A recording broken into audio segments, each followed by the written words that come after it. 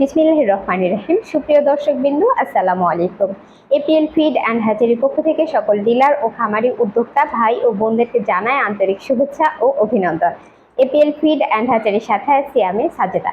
প্রিয় দর্শক, আজকে আমি আবারও আসলাম আপনাদের সাথে নতুন আরেকটি বিষয় শেয়ার করার জন্য। আজকে আমি আপনাদের সাথে শেয়ার করব মুরগির বাচ্চা ঝেমানোর সমস্যা দূর করার উপায়। মুরগির বাচ্চা ঝেমানোর সমস্যা দূর করার উপায়, এই রোগটি হচ্ছে ফাউল টাইফয়েড, এবং এই বিষয়ে আজকে আমি আপনাদের সাথে আলোচনা করব। ভিডিওটি না টেনে সম্পূর্ণ দেখুন, তাহলে সবকিছু জানতে পারবেন। চলুন আলোচনা শুরু করি। মুরগির ফাউল টাইফয়েড ব্যাকটেরিয়া জনিত সংক্রমণ রোগ।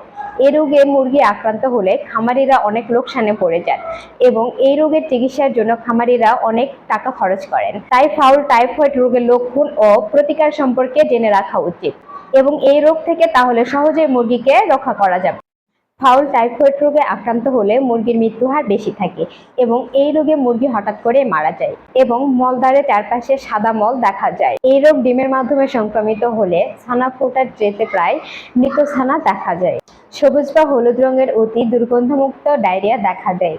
মাথা বা ঝুঁটি বিবর্ণ ও সংকুচিত হয়। মুরগির ফাউল টাইফয়েড রোগ প্রতিরোধ ও নিয়ন্ত্রণ করার জন্য সচেতন হতে হবে এবং আক্রান্ত মুরগির ডিম ফুটানো থেকে বিরত থাকতে হবে এবং বাসস্থান, খাদ্যপাত্র, পানির পাত্র পরিষ্কার পরিচ্ছন্ন রাখতে হবে।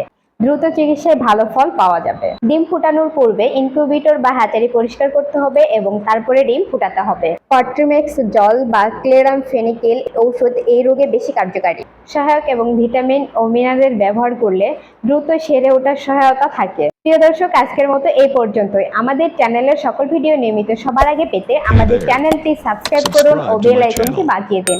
লাইক, কমেন্ট, শেয়ার করে অন্যকে দেখার সুযোগ করে দিন। এখানে বিদায় নিচ্ছি। সবাই সুস্থ থাকবেন, ভালো থাকবেন। Better APL, better life.